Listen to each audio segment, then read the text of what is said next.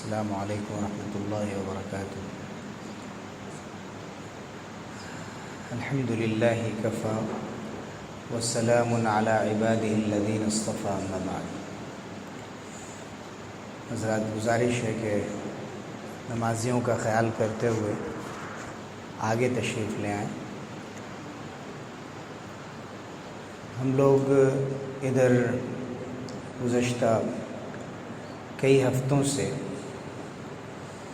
ہفتے کے دن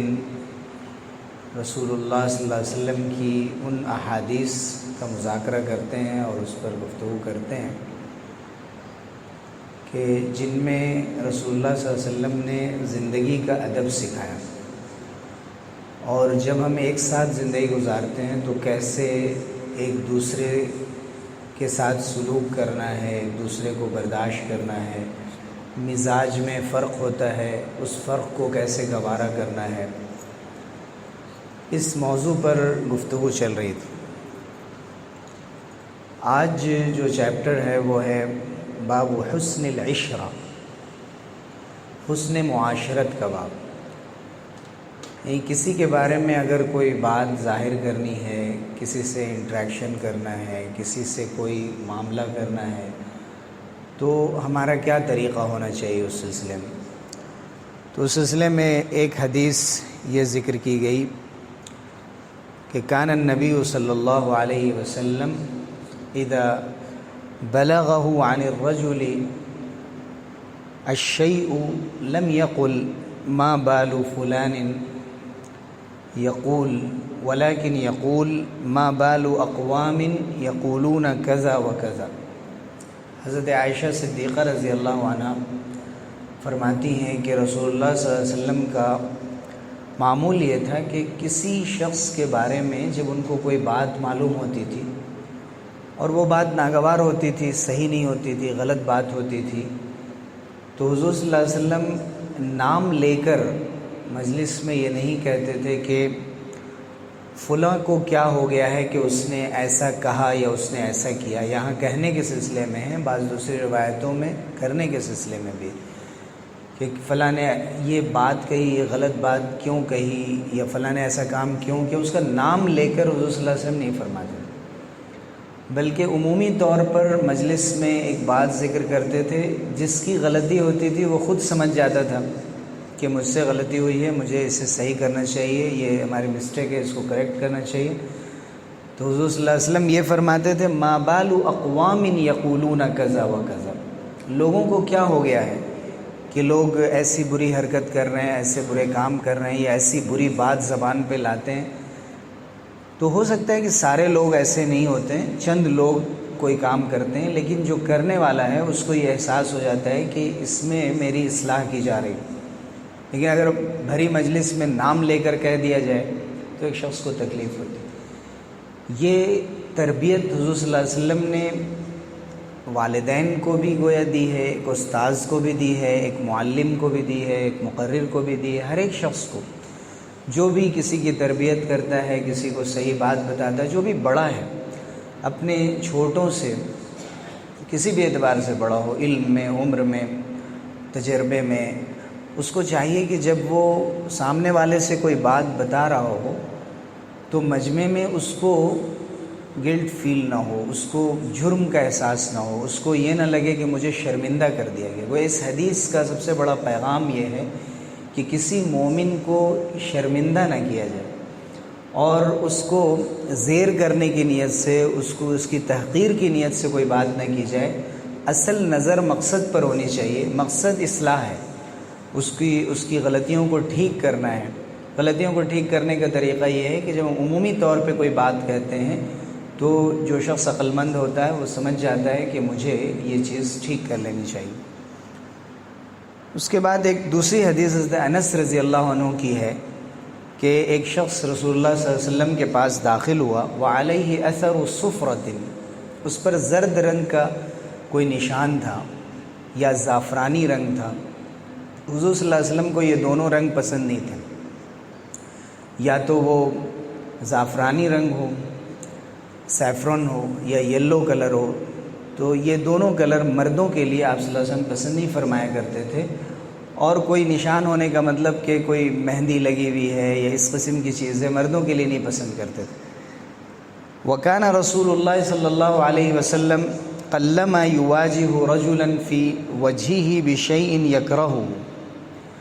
حضور صلی اللہ علیہ وسلم نے ڈائریکٹ ان کو فوراً منع نہیں کیا، حالانکہ آپ صلی اللہ علیہ وسلم نبوت کے مقام پہ تھے، آپ نبی تھے، اور بہت سی مرتبہ جب قریب ہو جاتے تھے لوگ آپ سے، جان پہچان ہو جاتی تھی، محبت ہو جاتی تھی اور اعتماد بحال ہو جاتا تھا، تو آپ صلی اللہ علیہ وسلم منع بھی فرمایا کر دی یہ کام تمہیں نہیں کرنا چاہیے۔ لیکن ایک نیا آدمی اچانک کبھی مجلس میں آیا ہو تو حضور صلی اللہ علیہ وسلم نے ڈائریکٹ یہ نہیں فرمایا کہ یہ کیا نشان ہے۔ جیسے حضور صلی اللہ علیہ وسلم نے حضرت عبد الرحمن ابن عوف رضی اللہ عنہ جب شادی کر کے آئے تھے، اس موقع سے ایک رنگ دیکھا تھا تو حضور نے پوچھا تھا کہ یہ کیا ہے۔ وہ کہیں سے ان کو رنگ لگ گیا تھا، انہوں نے اب تک لگایا نہیں تھا، لیکن ان کا نکاح ہوا تھا، یہ اس کے ذریعے سے پھر معلوم ہوا۔ لیکن وہاں کوئی مہندی لگانے والی بات نہیں تھی، بلکہ کوئی رنگ لگ گیا تھا۔ یہاں پر حضور اکرم صلی اللہ علیہ وسلم کے سامنے کوئی ایسا پرانا کوئی شخص نہیں تھا، بلکہ ایک اجنبی شخص تھا جو نیا نیا اسلام لانے والا ہوگا، تو حضور صلی اللہ علیہ وسلم نے ڈائریکٹ اس کو فوراً نہیں ٹوکا کہ یہ آپ کو نہیں کرنا چاہیے، بلکہ جب وہ نکل گئے تو حضور صلی اللہ علیہ وسلم نے فرمایا کہ لو امرتم ھذا ان یغسل ذا عنہ، تم میں سے کوئی جا کر ان کو سمجھا دے کہ یہ رنگ جو ان کے اوپر لگا ہوا ہے اس کو دھو لیں، یہ پسندیدہ نہیں ہے۔ بہت سی مرتبہ مخاطب کے اعتبار سے بات کی جاتی ہے، ڈائریکٹ اگر سمجھایا جائے تو وہ اثر نہیں ہوتا ہے، کہ ان کے کسی دوست سے کہہ دیا جائے کہ آپ ان کو بتا دیں، اکیلے میں سمجھا دیں۔ تو یہ ادب ہے، اس میں مقصد پہ نظر رکھی گئی ہے کہ اگر کسی کی اصلاح کرنی ہے، ایک بچے کی بھی اصلاح کرنی ہے، اس کو کسی غلط عادت سے اس کو دور کرنا ہے، کوئی غلط بات اس سے چھڑانی ہے، تو اس پہ غصہ کر کے، شرمندہ کر کے، عار دلا کر، جرم کا احساس دلا کر اس سے بات کرنے کے بجائے وہ طریقہ ڈھونڈنا چاہیے کہ جس سے اس کو اپنی اہمیت بھی محسوس ہو کہ مجھے اہمیت دی گئی، اور وہ اپنی غلطیوں کی اصلاح بھی کرے، اس کو اس بات کا احساس بھی ہو کہ مجھ سے غلطی ہو رہی ہے۔ تو یہ ایک شخص کے اعتبار سے دو لوگ اگر ایک طرح کی غلطی کریں، دونوں کے اصلاح کا طریقہ الگ الگ ہوگا۔ کسی کے دو بچے ہیں، بچیاں ہیں، دونوں سے اگر کوئی بات کہنی ہے، کوئی حکم دینا ہے یا کسی بات سے روکنا ہے، اس کے مزاج، اس کی عمر،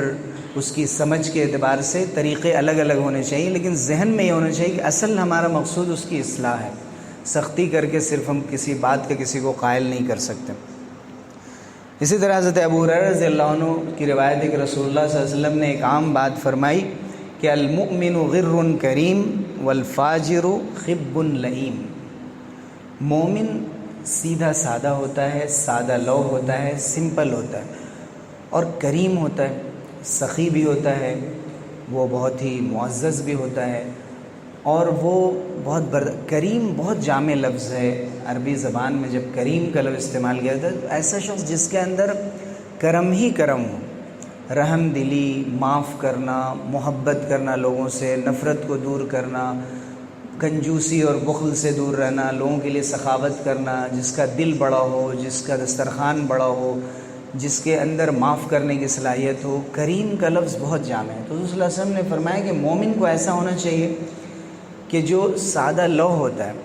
یعنی وہ فتنہ فساد میں، بیکار کی چیزوں میں، مکاری میں، دو لوگوں کو لڑانے میں، غیبت کرنے میں، چغل خوری کرنے میں، کسی کی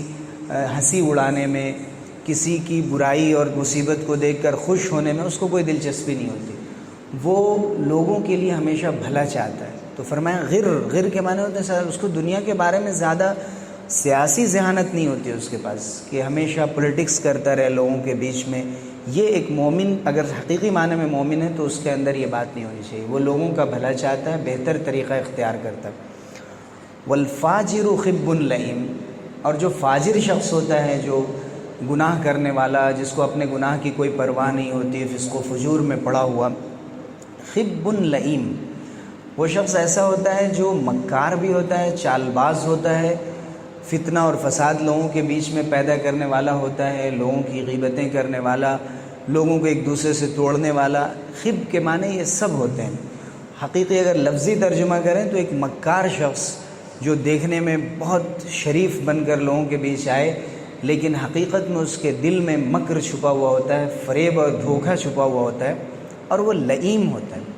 لئیم کے معنی اگر اردو زبان میں کیا جائے تو ذرا مناسب لفظ نہیں ہے، لیکن اس سے بہتر کوئی لفظ نہیں ہوتا ہے کہ ایسا شخص جو انتہائی کمینہ شخص ہو، کمینہ پن جس کے اندر ہو، کہ اس کے ساتھ جس نے احسان کیا وہ اس کی برائی کرتا ہے، اس کے ساتھ بدسلوکی کرتا ہے، وہ اپنے استاذ اپنے والدین کو کوئی اہمیت نہیں دیتا، اپنے بڑوں کو کچھ نہیں سمجھتا، لوگوں کو حقارت کی نظر سے دیکھتا ہے، اور وہ اس کے ساتھ شرافت نام کی کوئی چیز نہیں ہوتی۔ تو مومن کے اندر ایک تو سادہ لوحی ہوتی ہے، وہ سمپل ہوتا ہے، زیادہ داؤ پیچ نہیں کرتا، دوسرے یہ کہ اس کے اندر شرافت ہوتی ہے۔ اور جو فسق و فجور میں پڑا ہوا شخص ہے، جس کے اندر حقیقی معنی میں ایمان اس کے دل میں نہیں بیٹھا ہے، ایک تو وہ مکار اور چال باز ہوگا، اور دوسری طرف اس کے اندر شرافت نہیں ہوگی، رذالت ہوگی، یعنی وہ کسی بھی درجے تک گر سکتا ہے، پستی تک جا سکتا ہے، نیچ حرکت کر سکتا ہے۔ ایک مومن کو یہ زیبا نہیں۔ تو حضور صلی اللہ علیہ وسلم نے فرمایا کہ مومن ایسا ہوتا ہے، اور ایک گناہگار اور فاسق فاجر شخص ایسا ہوتا ہے۔ ہوتا ہے کا مطلب اسے ایسا ہونا چاہیے۔ اگر کسی مومن کے اندر وہ یہ محسوس کرتا ہے کہ میرے اندر یہ کمی ہے، تو اس کو ایمان کی یہ صفات پیدا کرنی چاہیے۔ وہ ہو سکتا ہے کہ بڑا نمازی ہو، بہت عام زندگی میں خوش اخلاق ہو، اس کے معاملات اچھے ہوں، لیکن اس طرح کی بری عادتیں اس کی زندگی میں لگی ہوئی، اور وہ محسوس بھی نہیں کرتا کہ یہ گناہ کی بات ہے، اس کی وجہ سے لوگ تکلیف میں رہتے ہیں۔ اسی لیے اس کے بعد والی حدیث میں رسول اللہ صلی اللہ علیہ وسلم نے اسی طرف توجہ دلائی کہ من ترکہ الناس لاتقاء فحشہ، کہ برا شخص وہ ہوتا ہے بئس اخو العشیرہ و ابن العشیرہ، کہ جس کی زبان کی گندگی سے لوگ بچنے کے لیے اس سے راستہ بدل لیتے ہیں، اس سے ملنا نہیں چاہتے ہیں کہ بھائی اس سے سامنا ہوگا یہ کوئی بری بات کہیں گے، یا کوئی ایسا سوال کریں گے جس سوال سے ہم بچنا چاہتے ہیں، جو میری ذاتی زندگی سے متعلق ہے، جس میں ہم پرائیویسی چاہتے ہیں، وہ کوئی ایسا سوال کہ جس سے یہ محسوس ہو کہ یہ انسان کو شرمندہ کرنا چاہتے ہیں یا اس کا کوئی راز لینا چاہتے ہیں۔ تو حضور صلی اللہ علیہ وسلم نے فرمایا کہ بدترین خاندان کا فرد وہ ہوتا ہے کہ جو شخص ایسا ہو کہ جس کی زبان سے لوگ بچنا چاہتے ہوں۔ مومن فاحش اور متفحش نہیں ہوتا ہے۔ اس لیے اگلی حدیث میں آیا کہ ایک شخص آیا تو حضور صلی اللہ علیہ وسلم نے حضرت عائشہ سے فرمایا کہ یہ خاندان کا سب سے برا فرد ہے۔ پھر مجلس میں آیا تو حضور صلی اللہ علیہ وسلم جیسے سب سے ملتے تھے ویسے ملے۔ جب وہ چلے گئے تو حضرت عائشہ نے پوچھا کہ حضور آپ نے تو پہلے کہا کہ وہ اچھا شخص نہیں ہے، پھر آپ ملے بہت اچھے سے۔ تو حضور نے فرمایا کہ اب میں برے کے ساتھ برا تو نہیں ہو سکتا ہوں، اللہ تعالیٰ پسند نہیں کرتے ہیں کہ بری زبان استعمال کی جائے، لیکن میں نے آگاہ کر دیا کہ اس شخص سے بچ کر رہنا۔ گویا اگر کسی کا شر، کسی کا فساد، کسی کی برائی اتنی بڑھ جائے کہ لوگ ڈرتے ہوں کہ کہیں یہ رشتے نہ توڑ دے، کہیں یہ دو لوگوں کو لڑا نہ دے، کہیں یہ بدماشیاں نہ کر دے، تو پھر آگاہ کر دینا ضروری ہوتا ہے اپنے بھائی کو کہ اس شخص سے بچ کر رہنا۔ لیکن اس لیے نہیں کہ انسان الزام لگائے، کسی پر بہتان لگائے، کسی سے بدگمانی کرے، لیکن کئی تجربے کے بعد اگر یہ محسوس ہو تو اتنی غیبت کی گویا اجازت دی گئی ہے، لیکن اس وقت جب کہ واقعی میں سب لوگ اس سے پریشان ہوں، ورنہ عام زندگی میں برداشت کرنے کا حکم دیا گیا ہے۔ برائیاں سب کے اندر ہوتی ہیں، چھوٹی چھوٹی بات پر غیبت کرنے سے منع کیا گیا ہے۔ اللہ رب العزت ہم سب کو عمل کی توفیق سے نوازے اور ان اخلاقیات کو اپنی زندگی میں اختیار کرنے کی توفیق دے۔ آمین وآخر دعوانا الحمد۔